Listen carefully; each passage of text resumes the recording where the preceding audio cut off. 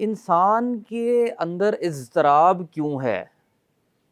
برائے مہربانی یہ بتائیے کہ ذہنی اور قلبی سکون کے لیے کوئی اسباب اور وظائف جو ہے وہ اگر کوئی موجود ہیں قرآن اور سنت کی روشنی میں تو وہ ذرا ہمارے ناظرین کو بتا دیجئے کہ اضطراب کی وجہ کیا ہے، اور ذہنی اور قلبی سکون کے لیے جو اسباب اور وظائف ہیں وہ کیا کیا ہیں اور کیا کیا ہو سکتے ہیں۔ ناظرین، دل دماغ کی جتنی بیماریاں ہیں، دل دماغ کی جتنی بھی پریشانیاں ہیں، عام طور پہ ایسے آدمی کو لاحق ہوتی ہیں جس کا دل ذکر الہی سے خالی ہو، تلاوت قرآن مجید سے خالی ہو۔ آپ دیکھ لیں جتنے بھی مسائل، ڈپریشن کے مسائل ہیں اور اسی طرح بی پی کے مسائل ہیں، اور اس کے ساتھ ساتھ ٹینشن ہے، فری ٹینشن ہے، اور غصہ ہے، جذبات ہے، اور بے چینی ہے، دل کا اضطراب ہے، یہ عام طور پہ ایسے آدمی کو بیماری لاحق ہوتی جس کا دل ذکر الہی سے اور قرآن مجید کی تلاوت سے خالی ہو۔ اور دوسری چیز یہ ہے کہ وہ فرائض واجبات کا پابند نہ ہو۔ اس کے ساتھ ساتھ جو عام طور پہ چیزیں دیکھی گئی ہیں، یعنی شریعت سے ہٹ کے اگر دیکھا جائے تو عام طور پہ دل کا بیمار وہ آدمی ہوتا ہے جو کسی بھی چیز کی طرف بے جا زیادہ مائل ہو جائے، مثلا مال کی طرف مائل ہو جائے، وہ کسی دنیا کی عیش آرام کی طرف مائل ہو جائے، دنیا کے فتنوں کی طرف، عورت کی فتنے کی طرف وہ مائل ہو جائے، تو لازمی بات ہے کہ اس کا دل کے مسائل آئیں گے، پریشانی آئیں گی۔ دوسری چیز یہ ہے کہ آدمی خواہ بغیر کسی وجہ کے دل میں کوئی ایسا صدمہ لگا لے جو صدمہ حقیقت میں نہیں ہے، یعنی کسی سے نفرت ہوگی، اب اس نفرت سے صدمہ لگ گیا، کسی سے تھوڑی سی جو نا وہ کلیش ہو گئی، آپ اسی کو صدمہ بنا لیتے ہیں، بغض اور نفرت والی صورت۔ اور اسی طرح تیسری چیز یہ ہے کہ دل کا دینی اور دنیاوی نعمتوں سے غافل ہو کے شیطانی ہٹ کنڈوں کا شکار ہو جانا۔ مثلا ایک آدمی، اس کو اللہ تعالیٰ نے 70% نعمتیں دی ہیں، تو وہ ہمیشہ 80 سے 90% نعمتوں والوں کو دیکھ کے پریشان رہتا ہے، گویا کہ وہ 99 والا اصول جو ہے اللہ نے اس کو پر 99 نعمتیں کی ہوتی، ایک نعمت نہیں ہے، سمجھتا ہے میں دنیا میں لٹ گیا اور پریشان ہوں، اس کے پیچھے مارا پھرتا ہے جس کی وجہ سے پریشان۔ تو ناظرین، اس کے لیے اگر آپ اندر کا معاملہ صاف رکھنا چاہتے ہو، ہمیشہ اور ہمیشہ سے مراد پوری زندگی خوش و خرم رہنا چاہتے ہو، تو 5 چیزیں آپ اختیار کر لیں، انشاءاللہ العزیز کبھی بھی آپ روحانی اعتبار سے، معاشی اور معاشرتی اعتبار سے پریشان نہیں ہوں گے۔ سب سے پہلی چیز یہ ہے کہ دل کو خلوص کا عادی بناؤ۔ اکثر معاملات ایسے ہیں کہ میں نے مثلا آپ کے ساتھ میری دوستی ہے، میں آپ کی کمپنی میں ہوں، آپ ادارے میں ہیں، کسی جگہ اکٹھا ہی کاروبار کیا، میں نے محنت زیادہ کی، آپ نے کم کی، آپ نے زیادہ کی، تو جس وقت آدمی الگ ہوتا ہے تو پھر اسی غم کو لے کے بار بار کبھی اس کے سامنے کبھی اس کے سامنے ڈسکس کرتا ہے، بھی میں نے تو یہ کیا اور اس نے میرے ساتھ کیا کیا ہے۔ بھائی ایک کام وہ ہے جو آپ دونوں ایک دوسرے کے ساتھ کر رہے ہیں، آپ اللہ کے خوش رکھنے کے لیے، اللہ کو خوش کرنے کے لیے کریں گے تو یقین کریں دنیا جہان میں آپ نے جتنی بھی محنت کی ہوگی تو کہیں گے میں نے اس کے لیے کیا ہی نہیں، میں نے تو اپنے اللہ کے لیے کیا ہے، اس نے تو مجھے اضافی طور پہ جتنا دے دیا، باقی تو میرا اللہ مجھے اجر دے گا۔ اس کے ساتھ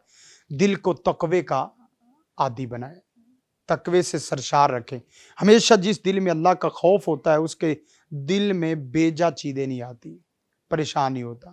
مثلا عام طور پہ ہمارا جو نا وہ یہی مسائل ہوتے ہیں، کبھی کسی کا خوف ہوتا ہے، کبھی کسی کے امن کی وجہ سے۔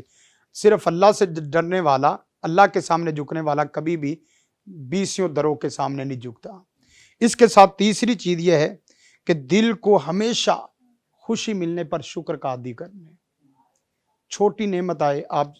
ایک دعا یاد کر لیں، ربی اوزعنی ان اشکر نعمتک التی انعمت علی وعلی والدی ونعمل صالحا ترضاہ واصلح لی فی ذریتی انی تبت الیک وانی من المسلمین۔ جس وقت بھی آپ کو نعمت ملے، یا تو یہ دعا پڑھ لیں، شکریہ اللہ کا ادا کریں، یا یہ ہے کہ آپ 2 رکعت نماز شکر ادا کر لیں۔ یقین کریں کہ ان کاموں کی وجہ سے कभी भी आप परेशान होंगे तो इनमें से कोई एक चीज़ मफकूद और ख़त्म होगी। चौथी चीज़ यह है कि जब भी कोई मुसीबत आपके ऊपर आए, अगरचे पहाड़ जैसे गम टूट जाएं, मेडिकली बीमारियां हों, मुसीबतें चाहे माली हों, मुश्किलात चाहे रूहानी हों, मुआशी मुआशरती हों, आप कहें कि मैंने अल्लाह के ऊपर अल्लाह के कलमे के ऊपर सब्र करना है और सब्र से मैंने ज़िंदगी बसर करनी। तो इसका एक जुमला बोलता हूँ, मिल जाए तो रोदी, ना मिले तो रोदा। मिल जाए तो रोदी, ना मिले तो रोदा। नहीं मिली तो कोई ऐसी बात नहीं, उसको गम बना के ना खुदकशी की तरफ चले जाएं, मायूसी की तरफ चले जाएं, अल्लाह और उसके रसूल से बदजनी की तरफ चले जाएं, ये मामलात नहीं। आप सब्र करें, उस सब्र का याद रखें, सब्र का हिसाब किसी जगह बयान नहीं हुआ, बगैर हिसाब के अल्लाह अजर व सवाब देगा। और इसी तरह अल्लाह इमामत देता है, बड़ापन देता है सब्र करने वाले से। और इसी तरह आखिरी चीज़ जो है वो बड़ी अहम है, दिल को हमेशा तकवे का आदी बनाए, अल्लाह का पर भरोसा करने का आदी बनाए। जिस वक्त आदमी को पता है कि जो मेरे हक में अल्लाह ने लिखा है वो मिल के रहना है, हत्ता कि पत्थर के अंदर कोई लुकमा भी छुपा हुआ है, अल्लाह वो भी आपको फाड़ के देगा, तो फिर आप इधर उधर क्यों जाते हैं? कुरान मजीद है, वमन यतवक्कल अलल्लाह फहुव हस्बुह, जो अल्लाह पे तवक्कल करता है अल्लाह उससे काफ़ी हो जाता है। और फिर तवक्कल करो भी उस ज़ात पे, फतवक्कल अलल हय्यिल लज़ी ला यमूत, उस ज़ात पे जिसको कभी मौत नहीं है, फना नहीं है, जवाल नहीं है। तो जिस वक्त आप इन चीज़ों में से, पांचों चीज़ों में से एक चीज़ भी मफकूद करेंगे या आप परेशान हैं, मेरा ये दावा है अल्लाह के फजल व करम से, तजर्बे से, जब भी आप कल्बी एतबार से परेशान हैं और आपको अंदर ही अंदर गम खाए जा रहे हैं, तो इन पांचों में से आप देख लें कोई एक चीज़ आपने छोड़ी होगी जिसकी वजह से आप परेशान हो गए। ये डिप्रेशन वगैरह के मसाइल क्या है? असल में पटरी से, ट्रैक से जब दिल हटता है तो वो उसका पंप गलत, खून गर्दिश गलत करता है, तो वो खून की गर्दिश गलत होने से बंदा दिमागी मरीज़ बन जाता है, दिल का मरीज़ बन जाता है। जिस वक्त आप अल्लाह के ज़िक्र से दिल को तरोताज़ा रखेंगे और इंशाअल्लाह दिल में इखलास, दिल में अल्लाह का तक़वा, दिल में शुक्र का मादा, दिल में सब्र और दिल में तवक्ल, आप इन चीज़ों की सिफ़ात का हामिल बना लेंगे, इंशाअल्लाह उल अज़ीज़ कभी भी आपको कोई मसला नहीं होगा।